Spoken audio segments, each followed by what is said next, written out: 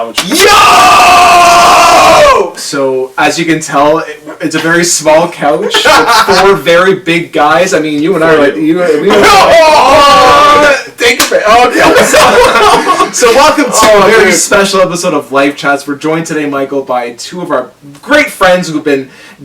never wanted to be on the show, but we've guilted them into being on. Welcome, Simon, and welcome,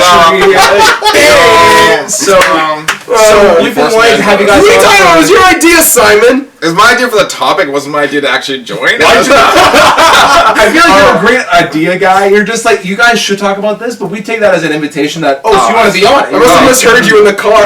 Okay, that's it. Yeah. So, you know what? Again, you guys have never watched a single episode of the show. You guys have Really? nothing That's about not us. true. I've seen the first 2 episodes. Oh. Have you really? I have. Okay. I have not seen a single episode. Oh, there you go. Well, Simon, you're not going to watch this one. I am so happy you guys cut it down to like 10 minutes now. Oh, that's what we're doing. So Simon, I guess because you were the mastermind behind this idea, I don't know if I use that word. I feel like you should be the one to ask the question at hand for today's topic. So, like, what caused you to? Well, first of all, what is the topic? So, well, the question is the benefits of having a family versus a child-free life. Okay, and so when you say a family, that's implying that you're married just with you and your partner and no kids, or just living a bachelor lifestyle. It could be both, but I was mainly thinking. It could be both, but mainly thinking like married to someone, but just like child-free, or then being married to someone having a full house full of kids, like the house, So dog, saying, all that stuff. So like you're more making an argument for like nuclear family versus Child-free. alternative lifestyle. Exactly. So we all know that Kakambo's never going to get married. He's made it astonishingly clear that women are just like... Some would say aggressive. They are dead too. Kakambo's full monk mode is like just completely focused on meditation, just like focusing on self. It's a very celibate lifestyle. The guy does no wrong. He was training on the blade, as we know. That's what he was doing.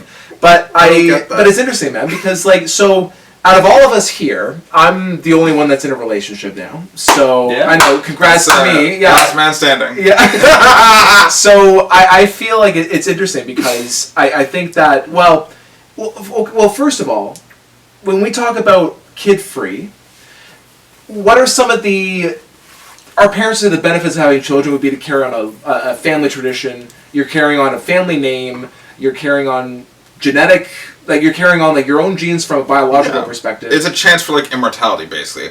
You're going to carry on your name, your legacy, your traditions, your value system as well. But is that worth, now in your opinion, and this is kind of an open question to anyone, in today's climate of socioeconomic status, in terms of how expensive it is to raise a child, do those benefits of immortality, like just carrying a legacy, is that outweighed by the fact of how much time, resources, energy, and money that go into raising a child? Is that worth it in your opinion? Can I come out? I was going I think we have a hard perspective on Kakamo on this one. But Can I come out? You go first. What was the question? Kind of tuned out. No, I'm kidding. So here's how I see it now. It's much more expensive now to have kids. I mean, it was always expensive to have kids, but I'm just the way programs are for kids now, and the world that we live in, where you have both parents that are working. Before you had the stay-at-home mom or stay-at-home dad. You had one person bringing in the money, while in our parents' because they were also working too.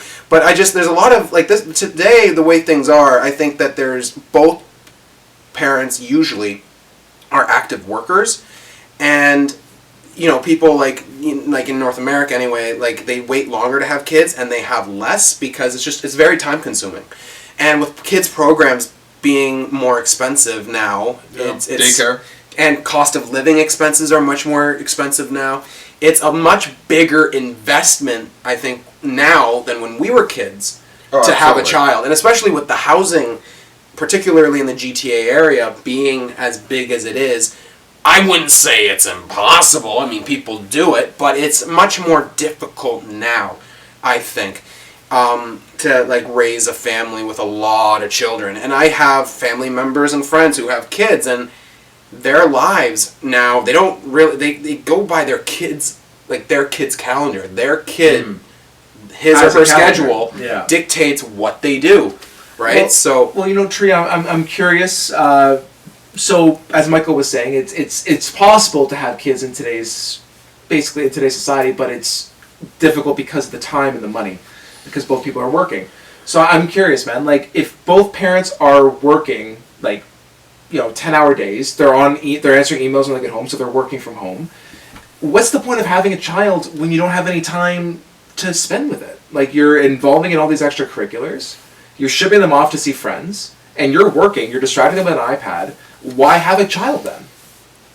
Well, to that point, I was gonna say, for one, like, you could also make the same argument, like your dad's dad, for example. Like, my dad, my dad didn't.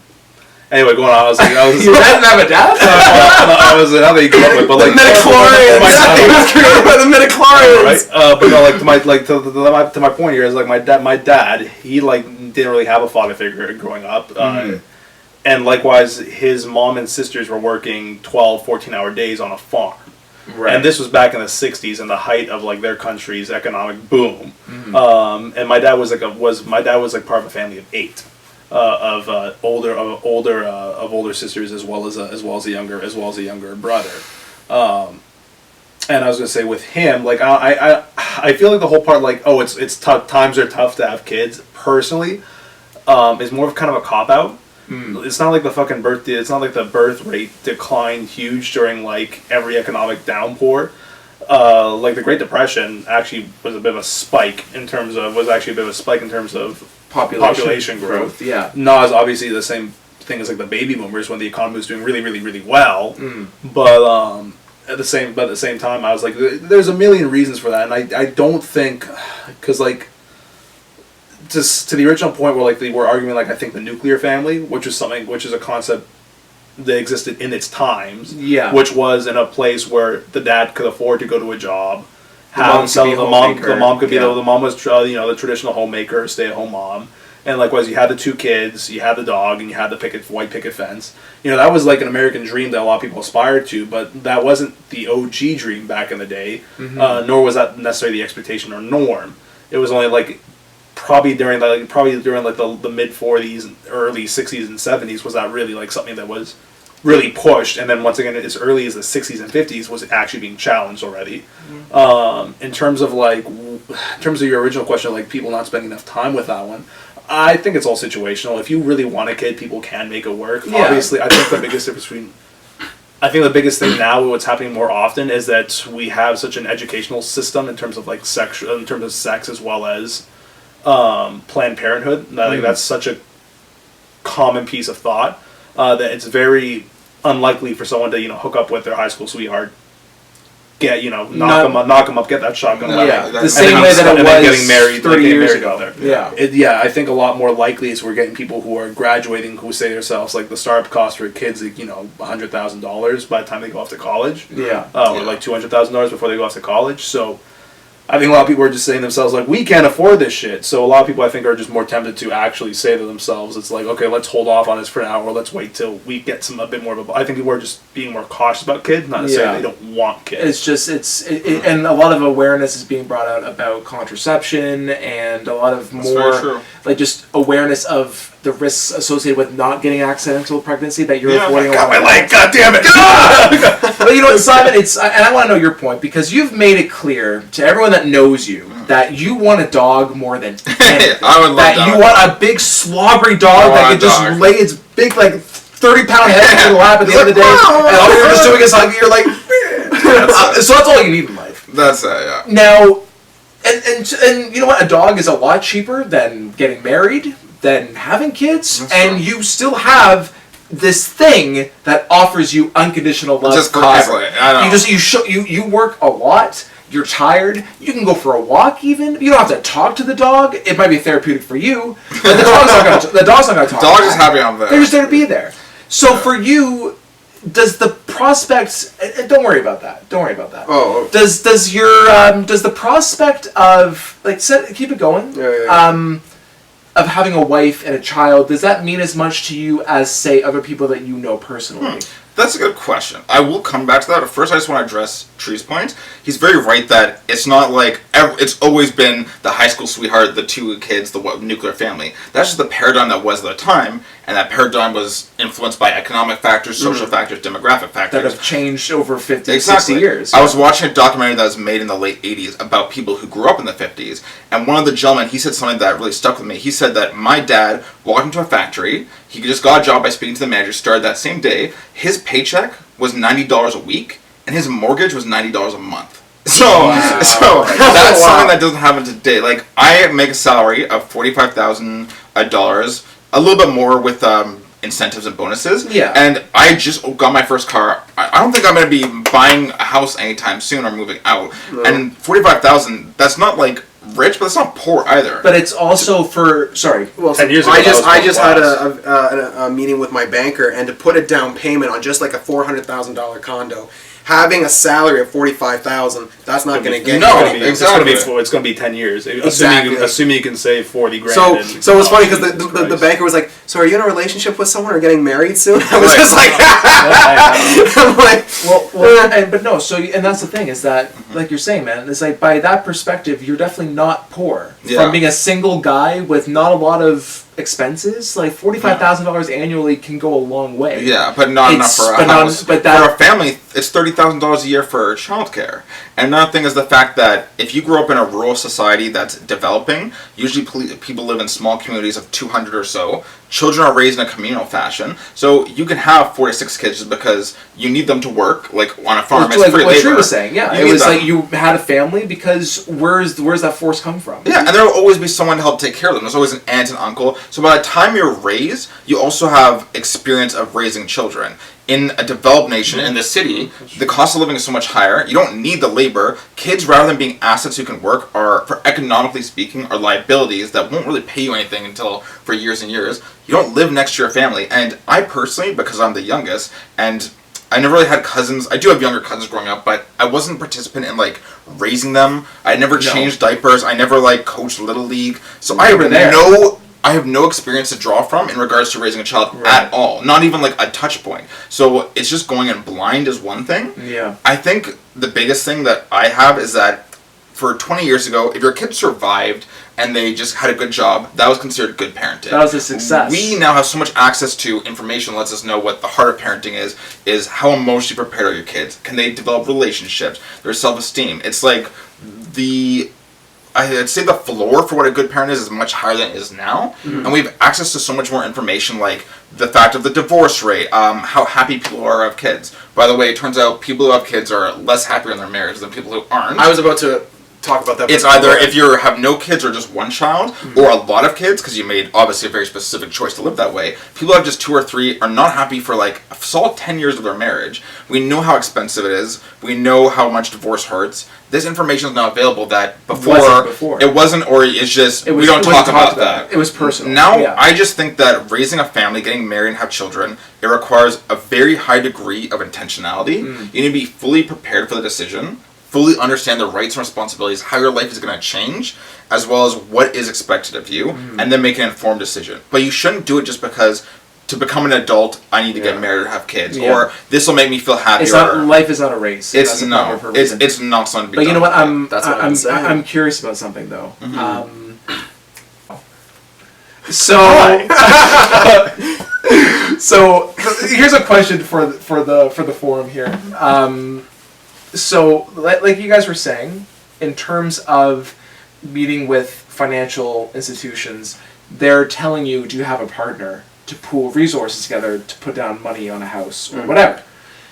And like you're saying, in terms of having children, $30,000 on average annually for childcare is a lot of money. Yeah. On top of basically living in debt with a mortgage to afford an $800,000 house on just a generic street in Oakville, for example. Like when I look at where my grandparents moved to, they bought it in the 90s in Oakville, that street, for like $500,000, and that house is well over like 1.1 million for a generic street in a generic suburb. That just blows my mind.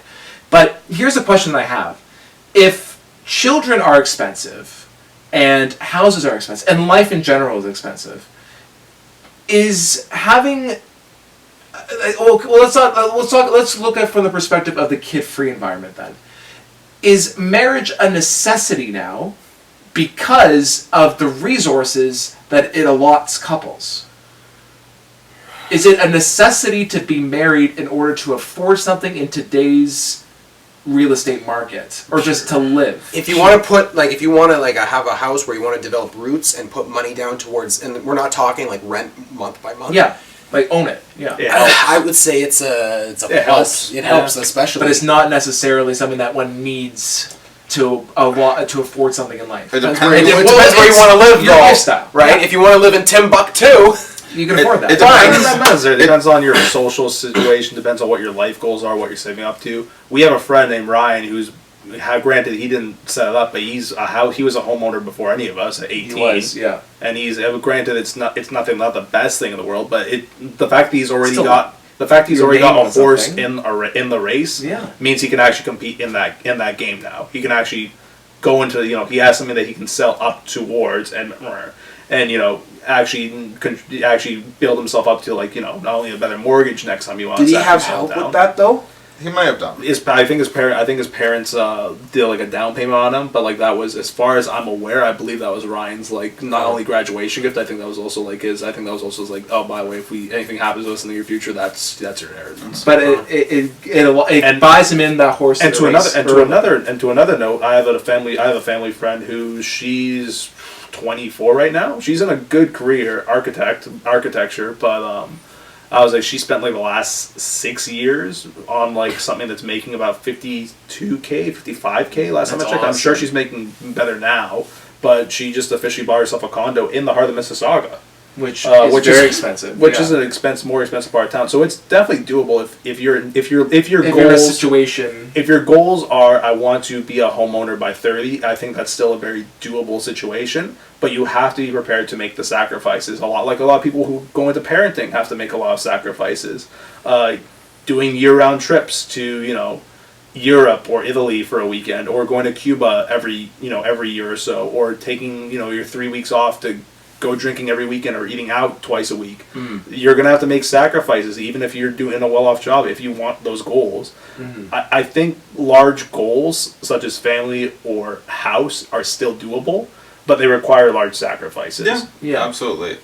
And whether or not people are willing to make that sacrifice is Congratulations, is subjective. you have a home, so you're gonna have ramen noodles for the next 60 days. It's when people set goals for themselves, they always just say, I want to do this or I want to do that. Instead, you should frame it as, I'm going to do X in lieu of doing Y. Because there's only a limited amount of time and resources, as you say. So you have to think about But you know what? want. I think the heart of this though is that I think the kid-free versus family, just giving some perspective on it, I think it's just ultimately it boils down to, like you're saying, just what we're all kind of saying is it's individual end goals, what they want out of life. If people want a family, if they grew up saying, you know what, I wanted a family, I wanted to be a mom, I wanted to be a dad, then those people will go. Yeah. You get that. The person that wants to buy a home when they're 30, they're going to make changes in their life to make sure that they get what they want. It depends on your values and your desires. It's like, you have to listen to your inner voice. If your inner voice has said, I always knew I was meant to be a mom or a dad, then like you said, do it. If it's never said that, then you should listen to that silence, basically, what it's saying. Regardless of what parents or friends or whatever other people in your life are doing. Exactly. And I kind of want to just kind of close out on this point. I think it's interesting that we're talking about this because we're at an age now where we've all known each other for a long time. We've grown up together. We can all say that we've matured a lot in recent years. I'd say so. So I think that's interesting, but we're still not I don't believe we're at a stage of our lives, though, where we're at a point where we could give more to an extension of ourselves than what we're willing to part with. So, like, with Ryan getting help, even if he didn't get help, whatever, a lot of parents help their kids put money towards houses. A lot of parents buy them places. Education, they buy stuff for them. I don't know about you guys. I'm not at a stage in my life, maybe because I'm not financially stable yet, that I don't feel like I could part with all that stuff yet. Like, I see the generosity of all of our parents, and I'm like, that is so selfless to give all your hard-earned money to your children. And I'm just like, I couldn't do that right now. I'm too selfish as an individual right now to say I could do that. I don't know. Well, at that point of their lives, though, they've experienced a whole lot more. Like, you have to think about it. They're middle-aged now, And right? also just having like the fact that they're also in a committed relationship means they've also practiced selflessness, compromise, For a and long things time. like that for a Yeah. long time. Yeah. It's not that big of a leap. Surprise baby or whatnot. Yeah, I think that's a lot of hard lessons fast. Mm-hmm. You grow up pretty quick. Yeah. A lot of my parents, they planned me, and they made that Glad they decision. did. That's good that you're exactly. here. Yeah. But it's just you gotta be, it's very easy to say that when we're at this stage, right? But you never know. You might meet someone one day that makes you feel way more, you want to treat them way better than you want to treat yourself. That might never happen, and it could even be something as basic as a platonic friendendship. I feel like you need to direct that over to that side of the couch and just make sure that he gets that message. Do you mind if I have the final say? Sam and I are. Yes, can we please move on from this right now? Final say is Thank that you. at this point, going back to the inner voice, my inner voice has never told me to get married and have family. Mm-hmm. My sisters are both married; they're older than me. If the day comes that I become an uncle and I hold my niece or nephew in my arms, Yeah. maybe I'll feel something different. Right. I don't know. But I don't know until that happens. And then likewise, maybe that's your calling. You're like, I'm going to be the best uncle ever. Maybe that's enough. And that's that's fine. it. Just get your dog and you're good enough with that. The dog is legit. Right now, I'm happy to be this guy's best friend. Hey. And this guy's best friend. And this Caleb's best guy. friend. Hey guys, yeah, I'm here. Alright. Closing notes. Signing the sun off. will rise again. So, Good luck having that. Alright guys, thank you so much for watching. Guys, thank you for being on the show. Yeah, thanks for having always us. appreciate it. Yeah, Man. we're having you guys on. You guys are going to and edit that last bit out, right? Oh, well, we'll leave it in. Oh. Okay. See you guys next episode. Forever, Street to the 6, whatever we're saying now. Trump 2022? 2020.